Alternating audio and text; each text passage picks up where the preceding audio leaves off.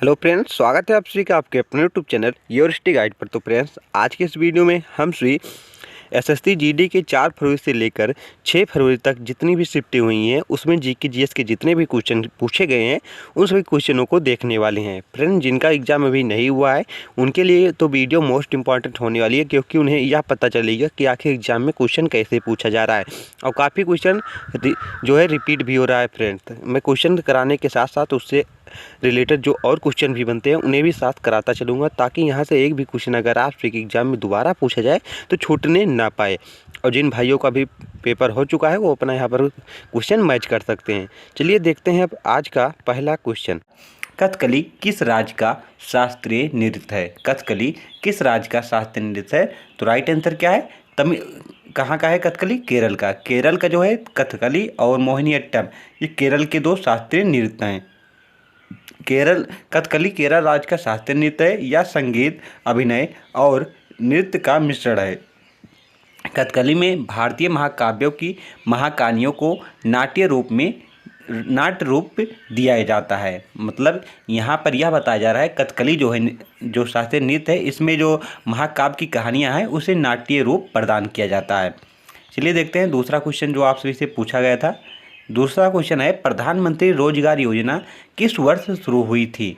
प्रधानमंत्री जो रोजगार योजना है यह किस वर्ष शुरू की गई थी, ये आप सभी से पूछा गया था।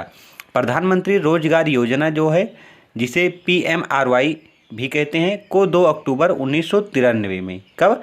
2 अक्टूबर 1993 ईस्वी में शुरू किया गया था। इस योजना के तहत बेरोजगार युवाओं को स्वरोजगार के लिए बैंकों से लोन दिया जाता था।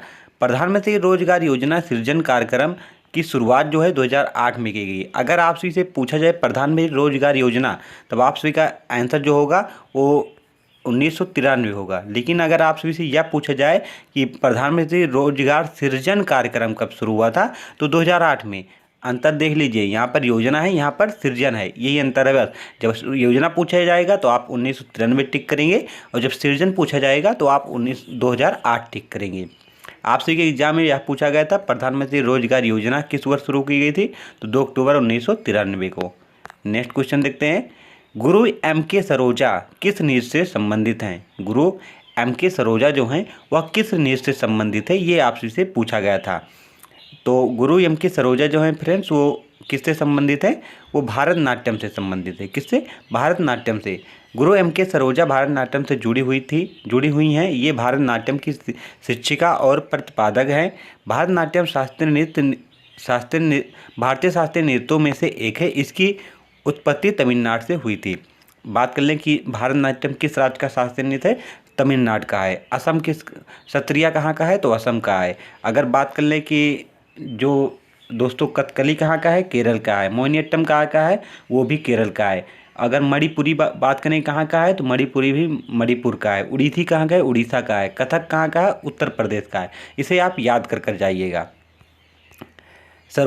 इनके बारे में और देख लें, इनसे और क्वेश्चन पूछा जा सकता है। सरोजा वैद्यनाथन की भी भारतनाट्यम से जुड़ी हुई थी। ये एक कोरियोग्राफर और गुरु भी थी। उन्हें भारत सरकार ने साल 2002 में पद्मश्री और 2013 में पद्म विभूषण से सम्मानित किया था। नेक्स्ट क्वेश्चन देखते हैं, सार्वजनिक परीक्षा विधेयक 2024 परीक्षा लीक दोषियों पर कितने रुपए का जुर्माना लगाया है? जो अभी परीक्षा UPP की लीक हुई थी, उसी के बाद जो सार्वजनिक परीक्षा विधेयक 2024 आया था, उसके अनुसार जो परीक्षा लीक दोषी होते हैं उनके ऊपर कितने लाख का जुर्माना लगाया गया था, ये आपसे से पूछा गया था। तो राइट आंसर क्या है? 1 करोड़ का। कितना? 1 करोड़ का जुर्माना लगाया गया था। नेक्स्ट, माइकल फैराडे ने विद्युत चुम्बकीय प्रेरण की खोज कब की थी? माइकल फैराडे ने विद्युत चुम्बकीय प्रेरण की खोज कब की थी? तो ब्रिटिश वैज्ञानिक माइकल फैराडे ने विद्युत चुम्बकीय प्रेरण की खोज जो है 29 अगस्त 1831 ईस्वी में की थी। कब की थी? 1831 में। कब? 29 अगस्त 1831 में। नेक्स्ट क्वेश्चन, वह कौन सा पौधा है जिसका फल ऊपर की तरफ बढ़ता है? वह कौन सा पौधा है जिसका फल जो है ऊपर की तरफ बढ़ता है? तो राइट आंसर क्या है? स्ट्रॉबेरी। स्ट्रॉबेरी का जो फल होता है उसका ऊपर की तरफ बढ़ता है, इस पौधे का। नेक्स्ट क्वेश्चन देखते हैं, संघ लोक सेवा आयोग जिसे यूपीएससी भी कहते हैं, का वर्णन किस अनुच्छेद में किया गया है? संघ लोक सेवा आयोग का वर्णन किस अनुच्छेद में किया गया है? ये आपसे इसे पूछा गया था। तो राइट आंसर क्या है? यूपीएससी का वर्णन जो है अनुच्छेद 315 से लेकर 323 में किया गया है। इसके बारे में आप सभी विस्तार पूर्वक देख लीजिए, क्योंकि यहाँ से क्वेश्चन फिर से पूछा जा सकता है। भारतीय संविधान के अनुच्छेद 315 से लेकर 323 में संघ लोक सेवा आयोग यूपीएससी जिसे कहते हैं का वर्णन किया गया है। यह एक संवैधानिक निकाय है। संघ लोक सेवा आयोग से जुड़े कुछ प्रावधान हैं, इन्हें देख लें आप। अनुच्छेद 315 में संघ और राज्यों के लिए लोक सेवा आयोग का गठन होगा, ऐसा बताया गया है।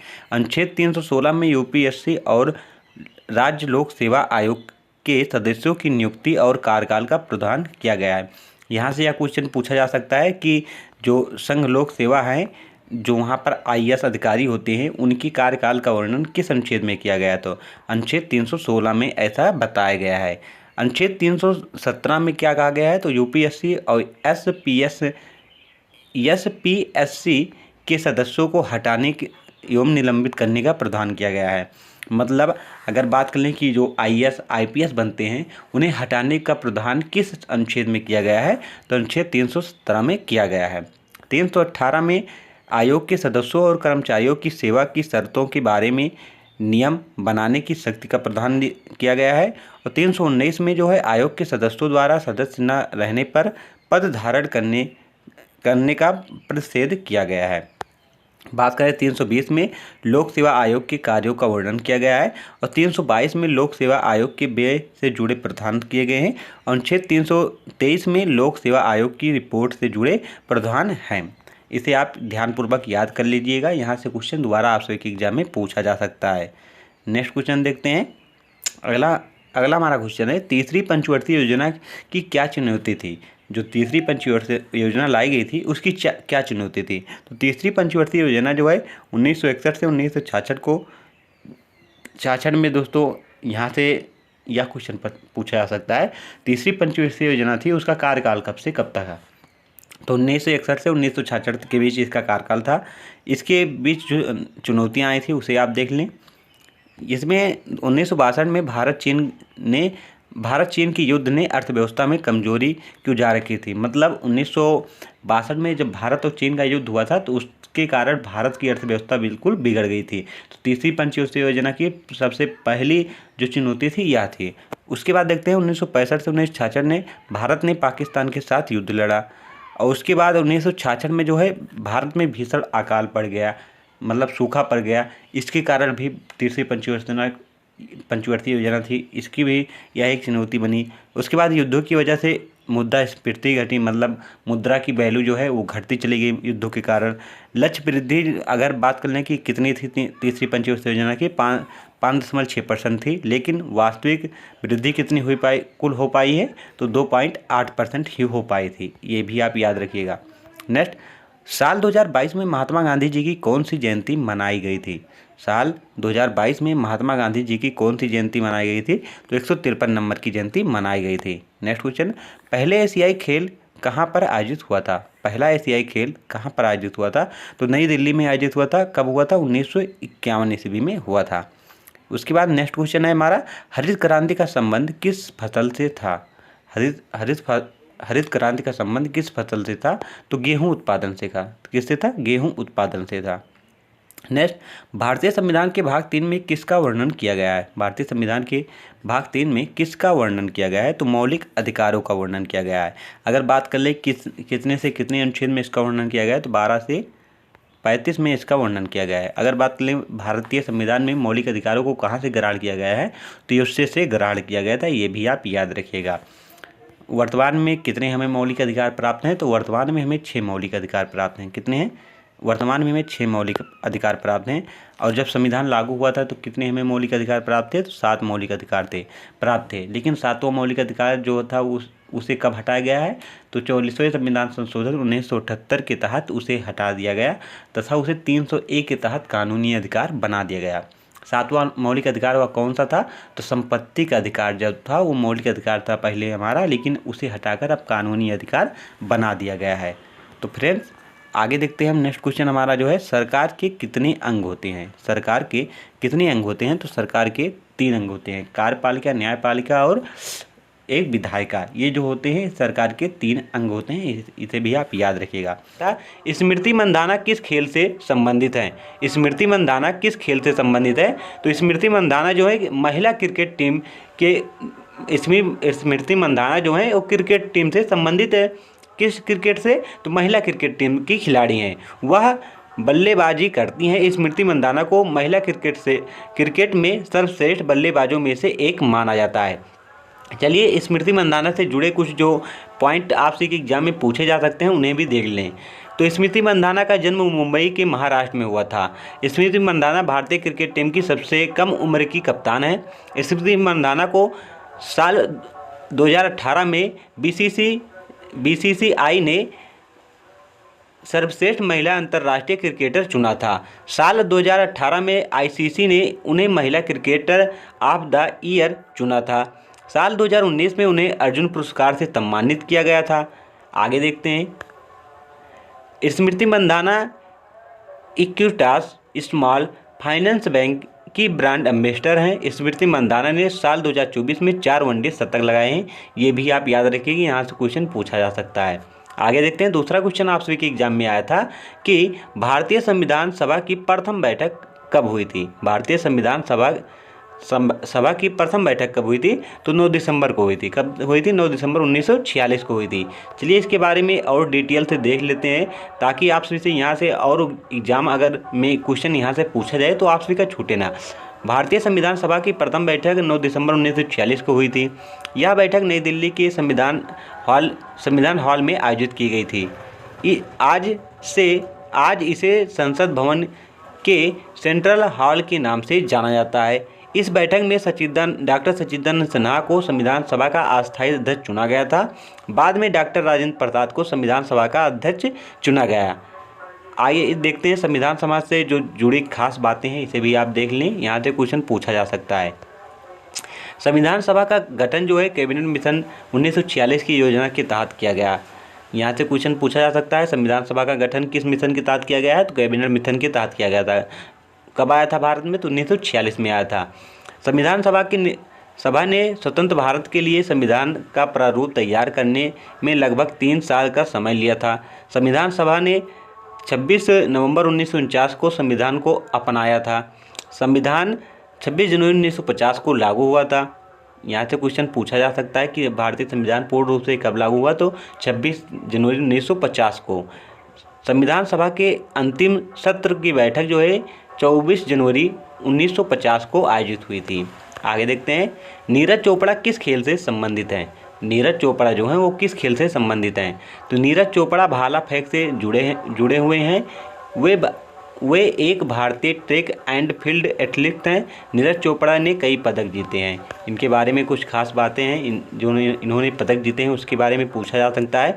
नीरज चोपड़ा ने टोक्यो ओलंपिक 2020 में भाला फेंक कर गोल्ड मेडल जीता है। नीरज चोपड़ा ने 2018 एशियाई खेलों में स्वर्ण पदक जीता है। नीरज चोपड़ा ने 2018 में राष्ट्रमंडल खेलों में स्वर्ण पदक जीता है। नीरज चोपड़ा ने 2023 में विश्व एथलेटिक्स चैंपियनशिप में भारत के लिए स्वर्ण पदक जीता था।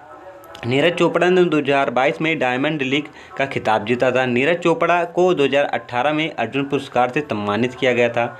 आगे देखते हैं, नीरज चोपड़ा को मार्च 2022 में पद्म श्री से भी सम्मानित किया जा चुका है। आगे देखते हैं, शुंग वंश के अंतिम शासक देवभूत की हत्या किसने की थी या कब की थी? ये आपसे से पूछा गया था। शुंग वंश के अंतिम शासक जो देवभूत थे उनकी हत्या कब या किसने की थी? तो कब की थी? 73 BC में की गई थी। कब की गई थी? 73 BC में की गई थी। किसने की थी? ये आप सभी यहाँ पर देख सकते हैं। देवभूत की हत्या उनके सेनापति ने की थी। देवभूत जो है शुंग वंश के अंतिम शासक थे। देवभूत के बारे में कुछ जानकारी है। देवभूत जो है शुंग वंश के 8वें राजा थे। उन्होंने 83 BC से 83 ईसा पूर्व से, जिसे BC बोल सकते हैं आप, 73 ईसा पूर्व तक शासन किया। भगभद्र के बाद देवभूत शुंग वंश के राजा बने थे। पुष्यमित्र शुंग वंश के संस्थापक थे। यहाँ से क्वेश्चन पूछा जा सकता है कि जो शुंग वंश है इसके संस्थापक कौन थे? तो जो पुष्यमित्र थे वो शुंग वंश के संस्थापक थे। आगे देखते हैं। पुष्यमित्र शुंग ने अंतिम मौर्य शासक बृहदत्त की हत्या कर दी थी और शुंग और पुष्यमित्र के जो पुत्र थे अग्निमित्र शुंग। कुल मिलाकर फ्रेंड्स यहाँ से आप याद करें कि जो पुष्यमित्र शुंग थे वो मौर्य वंश के अंतिम शासक जो थे बृहदत्त की हत्या कर शुंग वंश की स्थापना की थी। बस आगे देखते हैं। कोलकाता का कौन सा सांस्कृतिक त्यौहार यूनेस्को की हेरिटेज में शामिल किया गया है? कोलकाता का कौन सा जो सांस्कृतिक त्यौहार है यूनेस्को में शामिल किया गया है? तो दुर्गा पूजा। किसे? दुर्गा पूजा को शामिल किया गया है। भारत के वर्तमान में शिक्षा मंत्री कौन है? भारत के वर्तमान में शिक्षा मंत्री कौन है? धर्मेंद्र प्रधान जो है भारत के वर्तमान में शिक्षा मंत्री हैं। डॉक्टर भीमराव अम्बेडकर ने महारवाड़ सत्याग्रह की शुरुआत कब की थी? डॉक्टर भीमराव अम्बेडकर ने महारवाड़ सत्याग्रह की जो सत्याग्रह का आंदोलन था की शुरुआत कब की थी? तो महारवाड़ सत्याग्रह जो 1927 में, कब? 1927 में भारत के महाराष्ट्र के महाड़ शहर से शुरू हुआ था। इतिहास में एक महत्वपूर्ण क्षण के रूप में यह खड़ा है। बी आर अम्बेडकर के नेतृत्व में इस अहिंसक विरोध ने भारत में दलित समुदाय के लिए सामाजिक न्याय, समानता और नागरिक अधिकारों को प्राप्त करने की दिशा में एक महत्वपूर्ण कदम उठाया था। आगे यहाँ से आपसे यह पूछा जा सकता है कि जो महारवाड़ सत्याग्रह आंदोलन हुआ था किस लिए हुआ था? तो जो दलित समुदाय के लोग थे उनके सामाजिक न्याय, समानता और नागरिक अधिकारों को प्राप्त करने के लिए यह आंदोलन किया गया था। आगे देखते हैं। हरित क्रांति से भारत में क्या लाभ हुआ था? ये आपसे पूछा गया था। हरित क्रांति से भारत में क्या लाभ हुआ था? तो हरित क्रांति से भारत में कृषि क्षेत्र में काफ़ी बदलाव आया और खाद्य सुरक्षा सुनिश्चित हुई। इससे किसानों की आय बढ़ी और भूखमरी कम हुई। हरित क्रांति के कुछ प्रमुख फायदे ये रहे हैं। हरित क्रांति से खाद्यान्न उत्पादन में काफ़ी बढ़ोतरी हुई। इससे भारत खाद्यान्न के मामलों में आत्मनिर्भर हो गया। हरित क्रांति से कृषि क्षेत्र में तकनीकी उन्नति हुई। इससे कृषि क्षेत्र में मशीनीकरण बढ़ा। इससे किसानों की आय बढ़ी और जीवन स्तर सुधरा। इससे गरीबी और भूखमरी कम हुई। अब इसे छोड़ सकते हैं आप। यहाँ ये देख सकते हैं हरित क्रांति की शुरुआत किसने की थी? तो नॉर्मन बोरलॉग ने की थी। पूरे विश्व की बात हो रही है। हरित क्रांति की शुरुआत किसने की थी? तो नॉर्मन बोरलॉग ने की थी। अब भारत में इसका नेतृत्व किसने किया था? तो एम.एस. स्वामीनाथन ने। किसने किया था? एम.एस. स्वामीनाथन ने। चौथी पंचवर्षीय योजना कब शुरू हुई थी? जो चौथी पंचवर्षीय योजना थी वह कब शुरू हुई थी? ये आपसे से पूछा जा रहा है। तो चौथी पंचवर्षीय योजना जो है 1969 से 1974 के बीच चली हुई या लागू हुई थी। यह योजना जो थी स्थिर विकास और आत्मनिर्भर की ओर बढ़ने पर केंद्रित थी। इस योजना को गॉडगिल फार्मूले पर आधारित बनाया गया था। आगे देखते हैं। राज्यसभा का नियम कौन बनाता है? राज्यसभा का नियम कौन बनाता है? तो राज्यसभा का जो नियम है वो कौन बनाता है? नियम समिति बनाता है। कौन? नियम समिति जो होती है वो राज्यसभा का नियम बनाती है। अगर बात कर लें कि भारतीय संविधान के किस अनुच्छेद में राज्यसभा का वर्णन किया गया है? अनुच्छेद 80 में किया गया है। किसमें? अनुच्छेद 80 में इसका वर्णन किया गया है। अनुच्छेद 81 में किसका वर्णन किया गया है? अनुच्छेद 81 में लोकसभा का वर्णन किया गया है। अगर बात कर लें कि संसद का वर्णन किस अनुच्छेद में किया गया है? तो अनुच्छेद 79 में जो है संसद का वर्णन किया गया है। ये भी आप याद रखिएगा। हिंदी का क्वेश्चन आपसे से पूछा गया था कि वर्षा की अधिकता के लिए एक शब्द बताइए। वर्षा की अधिकता के लिए एक शब्द बताइए। तो अपवृष्टि होता है। क्या? अपवृष्टि जो होता है वर्षा की अधिकता के लिए एक शब्द है। और यह आपसे से कन्फर्म तो नहीं है लेकिन पूछा गया था श्राप जो होता है इसका विलोम शब्द या पर्यायवाची शब्द, ऐसा कुछ पूछा गया था आप सभी के एग्जाम में। अगर आपसे से श्राप का जो विलोम शब्द पूछ जाए तो आशीर्वाद होगा। पर्यायवाची। मुर्मू भारत की राष्ट्रपति बनने से पहले किस राज्य की राज्यपाल थी? ये आपसे क्वेश्चन पूछा गया था। तो द्रौपदी मुर्मू जो है भारत की आज़ादी के बाद पैदा होने वाली पहली राष्ट्रपति हैं। यहाँ से भी एक क्वेश्चन पूछा जा सकता है कि भारत की आज़ादी के बाद पैदा होने वाली पहली महिला राष्ट्रपति कौन है? तो द्रौपदी मुर्मू है। यहाँ से भी एक क्वेश्चन बन सकता है।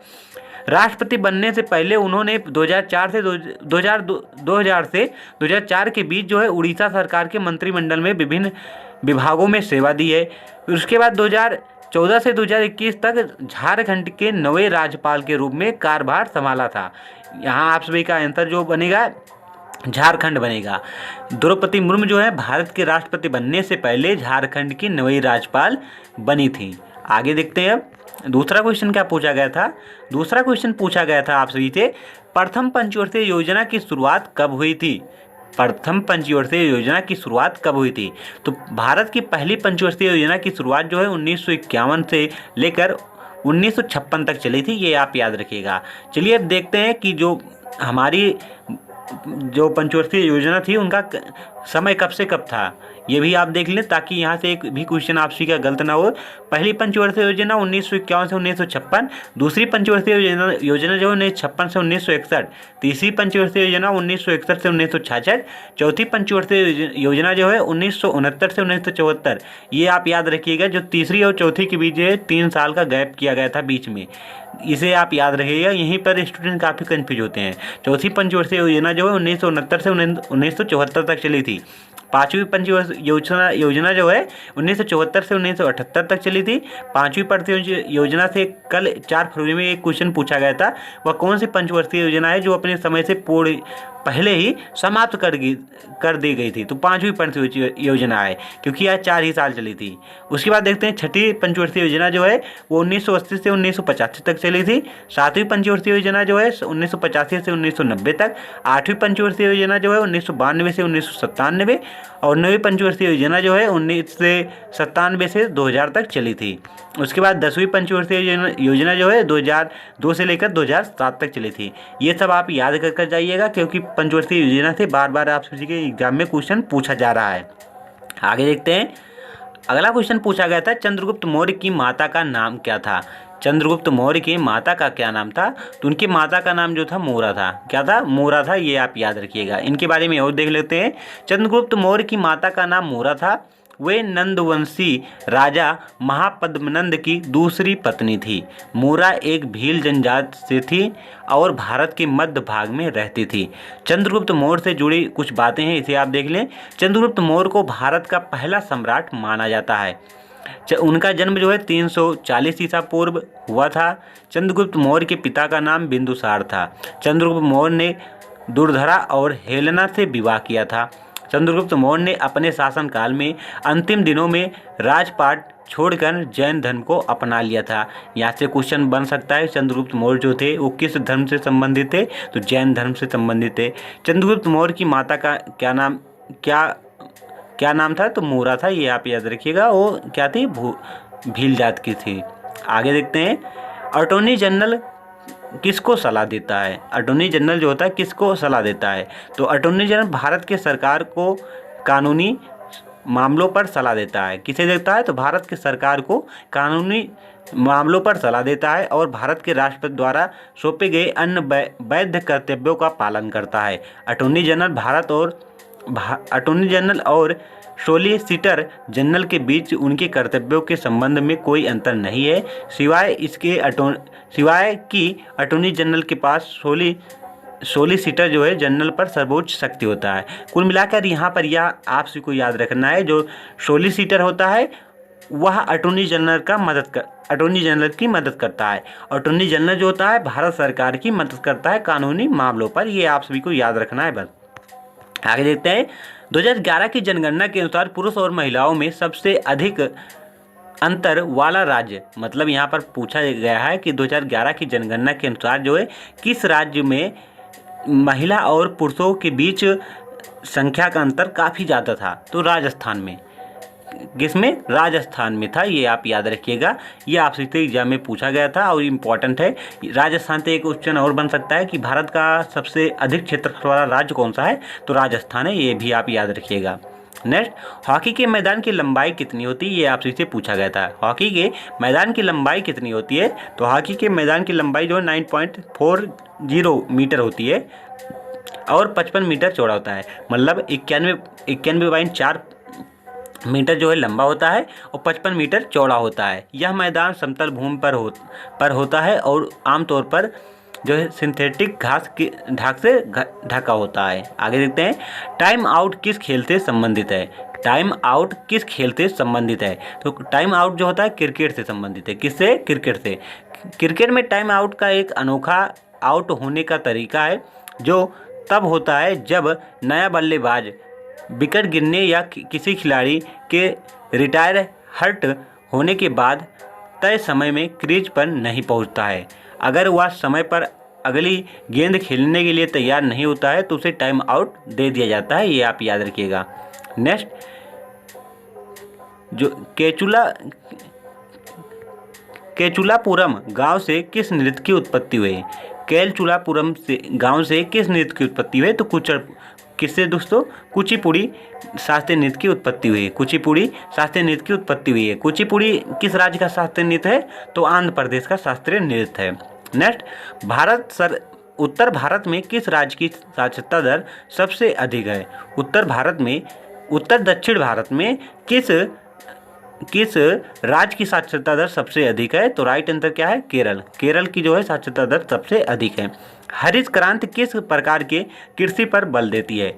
हरित क्रांति जो है किस प्रकार की कृषि पर बल देती है? तो गेहूं और चावल के उत्पादन पर यह अधिक बल देती है। 2011 की जनगणना के अनुसार भारत की साक्षरता दर कितनी थी? 2011 की जनगणना के अनुसार भारत की साक्षरता दर कितनी थी? तो 2011 के अनुसार भारत की साक्षरता दर जो है दोस्तों 74.04% थी। कितनी थी? 74.04% थी। उसके बाद हिंदी का क्वेश्चन आपसे पूछा गया था कि नास्तिक का विलोम शब्द क्या होता है? नास्तिक का विलोम शब्द क्या होता है? तो आस्तिक जो होता है नास्तिक का विलोम शब्द होता है। उसके बाद दोस्तों जो है गद्यांश से आपसे के एग्जाम में जो है 5 क्वेश्चन पूछे गए थे। उसके बाद पर्यायवाची से 1 या 2 क्वेश्चन पूछा गया था और इसके बाद दोस्तों रचना से क्वेश्चन कुछ पूछा गया था। जो दोस्तों क्वेश्चन मुझे नहीं मिल पाया है वो आप सभी को नहीं करा रहा हूँ, क्योंकि मेरा उद्देश्य है जो क्वेश्चन आप सभी को कराया जाए बिल्कुल रियल क्वेश्चन कराया जाए। फेक क्वेश्चन कराने का कोई मतलब नहीं है। चीन में किस धर्म के लोग सबसे ज़्यादा हैं? ये आप सभी से पूछा गया था। चीन में किस धर्म के लोग सबसे ज़्यादा हैं? तो चीन में जो है फ्रेंड्स तो बौद्ध धर्म के लोग सबसे ज़्यादा हैं। किस धर्म के? बौद्ध धर्म के लोग सबसे ज़्यादा हैं। चीन में बौद्ध धर्म को आधिकारिक तौर पर मान्यता प्राप्त है। बौद्ध धर्म के बारे में ज़्यादा जानकारी के लिए देख सकते हैं, नीचे आप सभी को ज़्यादा जानकारी बौद्ध धर्म के बारे में मिलेगी। जो 2023 के अनुमानों के मुताबिक जो है चीन में करीब 47 करोड़ मतलब 47 करोड़ बौद्ध धर्म के लोग थे। चीन में बौद्ध धर्म की 3 शाखाएँ हैं। हान भाषा में प्रचलित बौद्ध धर्म, तिब्बती भाषा में प्रचलित बौद्ध धर्म और पाली भाषा में प्रचलित जो है बौद्ध धर्म। तिब्बती बौद्ध धर्म को चीन के तिब्बत सत्यात प्रदेश, भीतरी मंगोलिया, श्वेतत प्रदेश और छिंगहाई प्रांत में प्रचलित है। यहाँ से क्वेश्चन आपसे से नहीं पूछा जाएगा, उतना इम्पोर्टेंट नहीं है, बस नॉलेज के लिए आप इसे देख सकते हैं। पाली, उसके बाद देखते हैं पाली भाषा की जो बौद्ध धर्म है वो यूनान प्रांत के चिसवांग, पाना, ताई, सेतात, फ्रेक्चियर, तेहोंग ताई और सिंगपो सयात फ्रेक्चियर और सी मायो आदि क्षेत्र में प्रचलित हैं। ये आप उतने इम्पोर्टेंट नहीं है, आप सिर्फ इतना जान लीजिए जो चीन में सबसे अधिक किस धर्म के लोग निवास करते हैं, तो बौद्ध धर्म के लोग निवास करते हैं, ये आप याद रखिएगा बस। उसके बाद दूसरा क्वेश्चन पूछा गया था कि रोप नृत्य किस राज्य या केंद्र शासित प्रदेश का जो है नृत्य है? तो राइट आंसर क्या है? जम्मू कश्मीर का। रोप नृत्य जो है किस राज्य से संबंधित है? जम्मू कश्मीर केंद्र शासित प्रदेश से संबंधित है। उसके बाद आपसे इसे पूछा गया था चापचरकूट उत्सव किस राज्य में मनाया जाता है? चापचरकूट जो है किस राज्य में मनाया जाता है, ये आपसे इसे पूछा गया था। तो राइट आंसर क्या है? मिजोरम। कहाँ पर है? मिजोरम राज्य में मनाया जाता है। चापचरकूट त्यौहार जो भारत के मिजोरम राज्य में मनाया जाता है। यह मिजोरम का सबसे बड़ा और सबसे महत्वपूर्ण त्यौहार है। यह त्यौहार हर साल मार्च के महीने में मनाया जाता है। चापचरकूट त्यौहार के बारे में नीचे और जानकारी है। इस त्यौहार का मतलब है उस अवधि के दौरान आयोजित होने वाला त्यौहार जब काटे गए बांस और पेड़ों को झूम खेती के रूप में जलाने के लिए सूखने का इंतजार होता है, तभी यह त्यौहार मनाया जाता है। यहाँ से क्वेश्चन पूछा जा सकता है कि चापचरकूट जो उत्सव है कब मनाया जाता है? तो जब जो कांटेदार बांस होते हैं उन्हें काटा जाता है और उन्हें जब सुखाया जाता है तो सूखने का इंतजार जब किया जाता है उसी के दौरान चापचरकूट जो है उत्सव मनाया जाता है। इस त्यौहार की शुरुआत जो है 1450 से 1700 ईस्वी में झुइपुई नामक गांव से होने का अनुमान लगाया जाता है। यहाँ से क्वेश्चन पूछा जा सकता है कि जो चापचर कूट त्यौहार है यह किस गांव से शुरुआत हुई इसकी, तो सुईपुई जो नामक शहर है वहाँ से इसकी शुरुआत हुई थी। साल 1962 में इस त्यौहार को फिर से जीवंत मतलब फिर से जान लीजिए फिर से इसे पुनर्जीवित किया गया। यह त्यौहार राज्य में एक सामाजिक अवकाश है। मुख्य समारोह में पारंपरिक बाँस नृत्य, चेरो और अन्य नृत्य किए जाते हैं। इस त्यौहार का आनंद सभी उम्र के लोग उठाते हैं।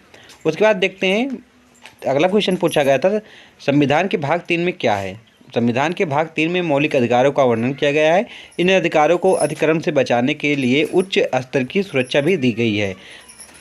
जो संविधान के भाग 3 में कुछ शामिल अनुच्छेद हैं उन्हें आप देख लेते हैं।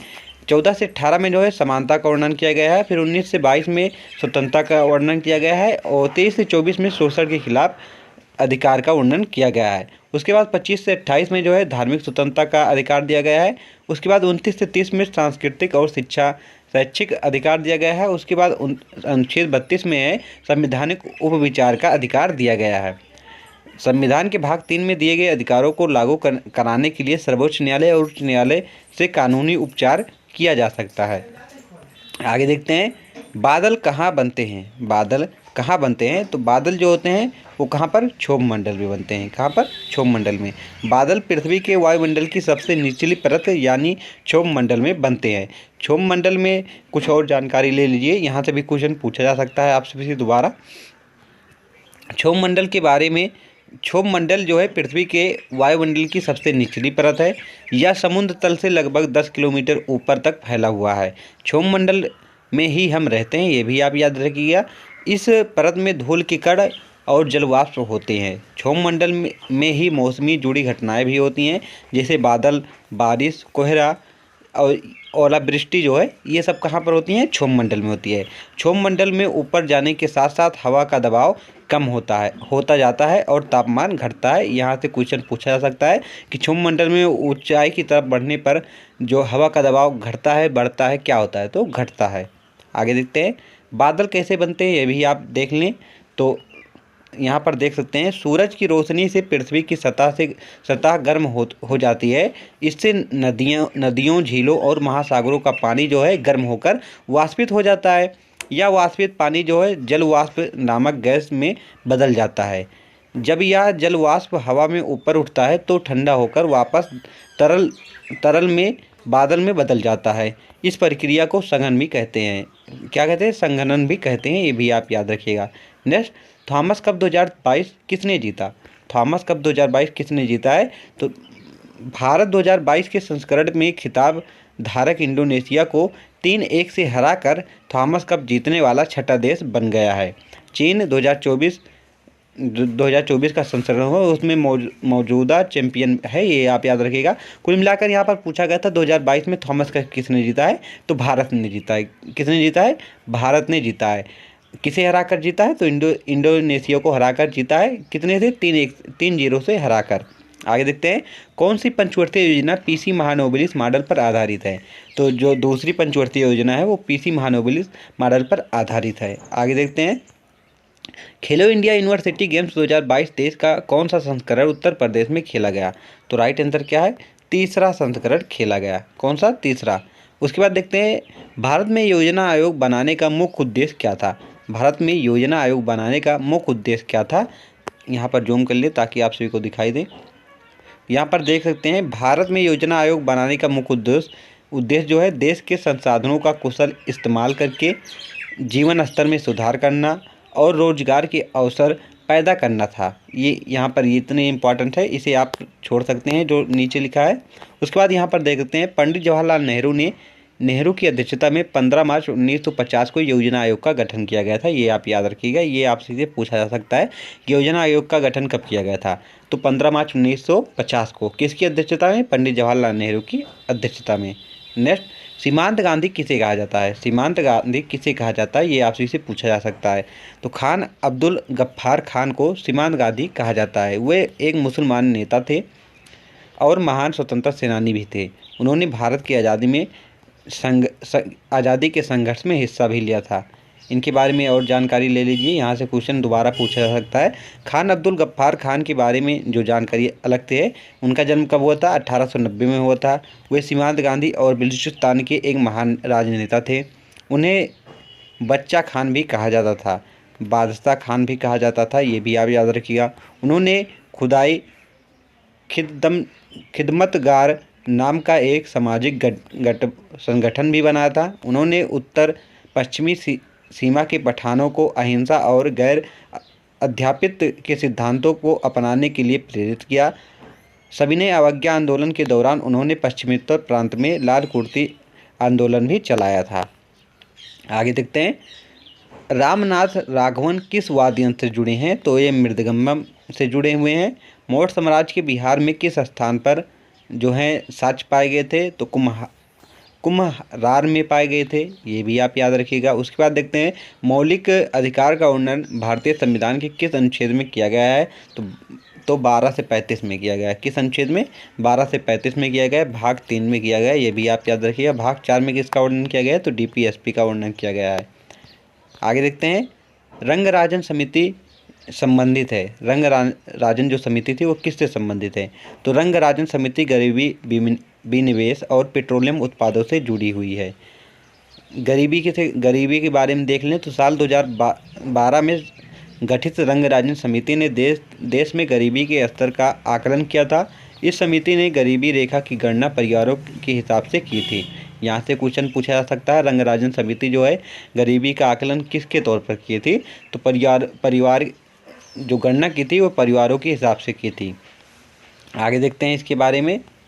इस समिति ने ग्रामीण क्षेत्रों में 972 रुपये और शहरी क्षेत्रों में 1407 रुपये प्रति व्यक्ति मासिक उपभोग व्यय की सिफारिश भी की थी। इस समिति ने गरीबी रेखा तय करने के लिए तेंदुलकर पद्धति का इस्तेमाल किया था, ये भी आप याद रखिएगा। यहाँ से क्वेश्चन पूछा जा सकता है, रंगराजन समिति जो है वो उन्होंने किस पद्धति का प्रयोग किया था? तेंदुलकर समिति पद्धति जो है इसका प्रयोग किया था। आगे देखते हैं, वर्ष 2024 में किस राज्य को वर्ष 2024 में किस सर्वश्रेष्ठ किसे यहाँ पर सॉरी दोस्तों वर्ष 2024 में किसे सर्वश्रेष्ठ कृषि राज्य का पुरस्कार प्रदान हुआ था?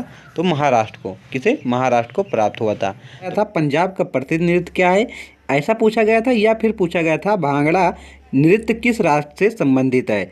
तो राइट आंसर क्या है? पंजाब। किस राज्य से संबंधित है? पंजाब राज्य से संबंधित है। चलिए देखते हैं अब दूसरा क्वेश्चन। दूसरा क्वेश्चन आया था, राज्य सरकार का संवैधानिक प्रमुख कौन होता है? राज्य सरकार का संवैधानिक प्रमुख कौन होता है? तो राज्यपाल जो होते हैं वो राज्यपाल के संवैधानिक प्रमुख होते हैं। अगर बात कर लें कि राज्यपाल को जो है शपथ कौन दिलाता है? तो राष्ट्रपति जी दिलाते हैं। कौन दिलाते हैं? राष्ट्रपति दिलाते हैं। आगे देखते हैं, दूसरी पंचवर्षीय योजना का प्रमुख उद्देश्य क्या था? या फिर दूसरी पंचवर्षीय योजना का लक्ष्य कितना था? ऐसा कुछ क्वेश्चन आप सभी के एग्जाम में पूछा गया था। एग्जैक्ट पता नहीं है, लेकिन दो में से एक क्वेश्चन आप सभी के एग्जाम में पूछा गया था। दूसरी पंचवर्षीय योजना का मुख्य उद्देश्य क्या था? या फिर पूछा गया था दूसरी पंचवर्षीय योजना का लक्ष्य कितना था? तो लक्ष्य जो था फ्रेंड्स तो 4.5% था। कितना था? 4.5% था। अब बात कर लें कि किस मॉडल पर आधारित थी? तो महानिवोलिस मॉडल पर यह आधारित थी, ये भी आप याद रखिएगा। नेक्स्ट, चिराओबा किस राज्य का त्यौहार है? ये आपसे इससे पूछा गया था। चिराओबा किस राज्य का त्यौहार है? तो चिराओबा जो है मणिपुर का त्यौहार है। कहाँ का? मणिपुर का त्यौहार है, ये भी आप याद रखिएगा। और आपसे इससे पूछ लिया जाए कि हॉर्नबिल किस राज्य का त्यौहार है? तो हॉर्नबिल जो है नागालैंड का त्यौहार है। उगादी किस राज्य का है? तो उगादी जो है आंध्र प्रदेश का है। बिहू किस राज्य का है? असम का है। अगर बात कर लें कि कर्मा पूजा कहाँ का है? तो वो भी असम का है, ये भी आप याद रखिएगा। नेक्स्ट, ऋग्वेद के ऋचाओं की संख्या कितनी है? ऋग्वेद के ऋचाओं की संख्या कितनी है? तो 10 है 580, मतलब 1580 जो है ऋग्वेद की जो ऋचाएँ हैं इनकी संख्या इतनी है। ये टोटल है। कितनी है ये फ्रेंड्स? किन की बात हो रही है? ये टोटल की बात हो रही है, कुल इतनी है, जिसमें से 108 जो हैं वो रिपीट हैं। आगे देखते हैं, चंद्रशेखर राव किस पार्टी से संबंधित हैं? जो चंद्रशेखर राव हैं वो किस पार्टी से संबंधित हैं? तो तो भारत राष्ट्र समिति से, किससे हैं? भारत राष्ट्र समिति से हैं, जिसे क्या कहते हैं? BSS कहते हैं, ये भी आप याद रखिएगा, PRS कहते हैं। आगे देखते हैं, 7वीं पंचवर्षीय योजना का मुख्य उद्देश्य क्या था? 7वीं पंचवर्षीय योजना जो थी उसका मुख्य उद्देश्य क्या था? तो खाद्य अनाज उत्पादन और रोजगार उत्पादकता जो है 7वीं पंचवर्षीय योजना का मुख्य उद्देश्य था।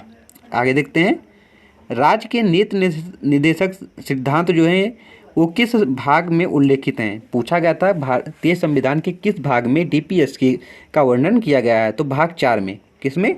भाग 4 में इसका वर्णन किया गया है। अनुच्छेद की बात करें 36 से 51 में इसका वर्णन किया गया है। अगर बात करें कि मौलिक अधिकार का वर्णन किस भाग में किया गया है, तो भाग 3 में। किसमें? भाग 3 में मौलिक अधिकार का वर्णन किया गया है। नागरिकता का वर्णन जो है भाग 2 में किया गया है। भाग 1 में बताया गया है कि भारत राज्यों का संघ है, ये भी आप याद रखिएगा। नेक्स्ट, विश्व कप 2023 में सबसे अधिक विकेट लेने वाले तेज गेंदबाज कौन थे? विश्व कप 2023 में सबसे अधिक विकेट लेने वाले तेज गेंदबाज कौन थे? तो मोहम्मद शमी थे। कौन थे? मोहम्मद शमी थे। आगे देखते हैं, जल संरक्षण के लिए सबसे अधिक प्रभावी विधि कौन सी है? जल संरक्षण के लिए सबसे अधिक प्रभावी विधि कौन सी है? तो स्नान करते हुए कम जल का प्रयोग करना ही जो जल संरक्षण के लिए सबसे अधिक प्रभावी विधि है। आगे देखते हैं, किस केंद्र शासित प्रदेश में गरीबी सबसे अधिक है? किस केंद्र शासित प्रदेश में गरीबी सबसे अधिक है? तो दादर नागर हवेली में गरीबी जो है सबसे अधिक है। सबसे कम बात कर लें तो पुदुचेरी जो है केंद्र शासित प्रदेश, उसमें सबसे कम गरीबी है। आगे देखते हैं, दयानंद सरस्वती ने किस समाज की स्थापना की थी? दयानंद सरस्वती ने किस समाज की स्थापना की थी? तो आर्य समाज की स्थापना की थी, ये भी आप याद रखें। नेक्स्ट, ऋग्वेद के मंत्रों को क्या कहा जाता है? जो ऋग्वेद के मंत्र हैं इन्हें क्या कहा जाता है? ये आपसे से पूछा गया था, तो इन्हें ऋचा कहा जाता है। क्या? ऋचा कहा जाता है। कुल अगर बात करें ऋग्वेद में कुल सूक्तों की संख्या कितनी है?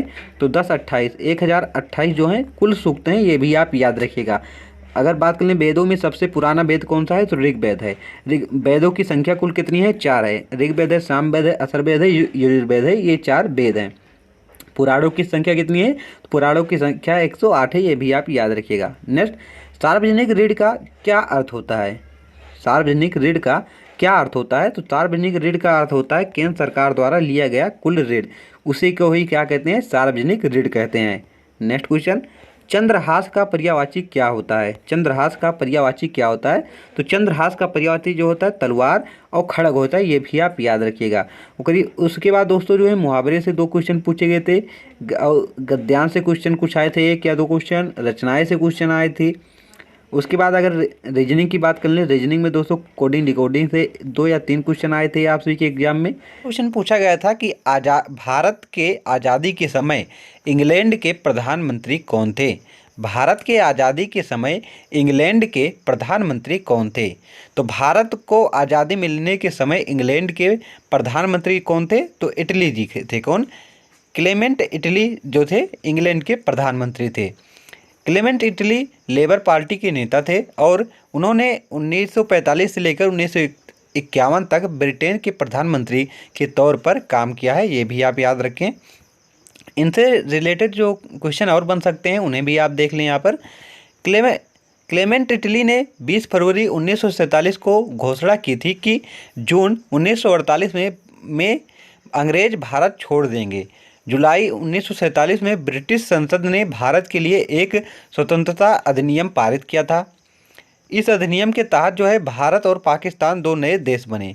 यहाँ से क्वेश्चन बन सकता है कि जो ब्रिटिश संसद है भारत के लिए जो स्वतंत्रता अधिनियम पारित किया था वो कब पारित किया था? तो जुलाई 1947 में पारित किया था, ये आप याद रखें। आगे देखते हैं, 15 अगस्त 1947 को भारत को आज़ादी मिली। भारत की आज़ादी के लिए माउंटबेटन योजना को अंतिम योजना माना जाता है। यहाँ से क्वेश्चन आपसे से पूछा जाएगा कि भारत की आज़ादी के लिए भारत जो योजना बनी थी उसका नाम क्या था? तो माउंटबेटन योजना थी, ये भी आप याद रखिएगा। और भारत के उस समय गवर्नर जनरल कौन थे? तो माउंटबेटन ही उस समय के गवर्नर जनरल थे। नेक्स्ट, निम्नलिखित में से कौन सा नृत्य तमिलनाडु से संबंधित है? निम्नलिखित में से कौन सा नृत्य तमिलनाडु से संबंधित है? तो भारतनाट्यम जो है, भारतनाट्यम जो शास्त्रीय नृत्य है या तमिलनाडु से संबंधित है। फ्रेंड्स, आप सभी को बता दें कि फर्स्ट शिफ्ट में भी यहाँ से क्वेश्चन आया था, शास्त्रीय नृत्य से क्वेश्चन आ रहा है हर शिफ्ट में, इसलिए आप सभी को शास्त्रीय नृत्य टॉपिक जो है अच्छे से पढ़कर जाना है। अगर बात करें शास्त्रीय नृत्यों की संख्या कितनी है, 8 है। भरतनाट्यम शास्त्रीय नृत्य कहाँ का है, तमिलनाडु का है। कथकली कहाँ का है, तो केरल का है। मोहिनीअट्टम कहाँ का है, केरल का है। उड़ीसी जो है कहाँ का है, उड़ीसा का है। मणिपुरी कहाँ का है, मणिपुर का है। कथक कहाँ का है, तो उत्तर प्रदेश का है। ये सब आप सभी को याद कर कर जाना है, क्योंकि यहाँ से क्वेश्चन पूछा जा रहा है। आगे देखते हैं, सोवाना नारायण का संबंध किस नृत्य से है। सोवाना नारायण का संबंध किस नृत्य से है, तो इनका नृत्य किससे है, कथक से संबंधित है। कथक किस राज्य का शास्त्रीय नृत्य है, तो उत्तर प्रदेश का यह शास्त्रीय नृत्य है। आगे देखते हैं, नेक्स्ट हमारा क्वेश्चन है, पारुल परमार का संबंध किस खेल से है। पारुल परमाल का संबंध किस खेल से है, तो बैडमिंटन से इनका संबंध है। आगे देखते हैं, समय सीमा से पहले किस पंचवर्षीय योजना को 1 वर्ष पहले समाप्त कर दिया गया था। यह क्वेश्चन आप सभी के एग्जाम में आज पूछा गया है आज, कि समय सीमा से पहले किस पंचवर्षीय योजना को 1 वर्ष पहले समाप्त किया गया था। तो राइट आंसर क्या है, पाँचवीं पंचवर्षीय योजना जो थी उसे समय से पहले 1 वर्ष पहले ही उसे समाप्त कर दिया गया था। आगे देखते हैं, कलिंग नृत्य उत्सव किस राज्य से संबंधित है। यहाँ पर टाइपिंग एरर है। कलिंग नृत्य उत्सव किस राज्य से संबंधित है, तो उड़ीसा राज्य से संबंधित है। किससे, उड़ीसा राज्य से संबंधित है। आगे देखते हैं, तेलंगाना के नए राज्यपाल का नाम क्या है। तेलंगाना के नए राज्यपाल का नाम क्या है, तो इनका नाम क्या है, जिष्णु नहीं होगा फ्रेंड्स, जिष्णु देव वर्मा। क्या जिष्णु देव वर्मा जो है तेलंगाना के नए राज्यपाल हैं। आगे देखते हैं, 5वीं पंचवर्षीय योजना का संबंध किससे था। 5वीं पंचवर्षीय योजना का संबंध किससे था, तो 5वीं पंचवर्षीय योजना जो थी उसका संबंध भारत के आर्थिक और सामाजिक विकास से था। किससे था, भारत के आर्थिक और सामाजिक विकास से था। फ्रेंड्स आप सभी को बता दें कि पंचवर्षीय योजना से क्वेश्चन आप सभी के सेकंड शिफ्ट में 2 या 3 क्वेश्चन पूछे गए हैं, इसलिए आप सभी जिनका पेपर अभी नहीं हुआ है वो पंचवर्षीय योजना को अच्छी तरह से पढ़ कर जाएँ। इकोनॉमिक्स का एक चैप्टर है जो बार बार आप सभी के एग्जाम में पूछा जा रहा है, इसलिए आप पंचवर्षीय योजना को बढ़िया से पढ़ कर जाना। आगे देखते हैं, लोकरंग उत्सव किस राज्य में मनाया जाता है। लोकरंग उत्सव किस राज्य में मनाया जाता है, तो मध्य प्रदेश में। कहाँ पर, मध्य प्रदेश में यह मनाया जाता है। नेक्स्ट क्वेश्चन, लोकसभा भंग करने की शक्ति किसके पास होती है। लोकसभा भंग करने की शक्ति किसके पास होती है, तो राष्ट्रपति जो होते हैं उनके पास होती है। आर्टिकल 85 के अनुसार प्रधानमंत्री की सलाह पर जो हमारे प्रेसिडेंट होते हैं, राष्ट्रपति होते हैं, वो लोकसभा भंग कर सकते हैं। नेक्स्ट क्वेश्चन, नृत्य के लिए भारत रत्न किसे मिला है।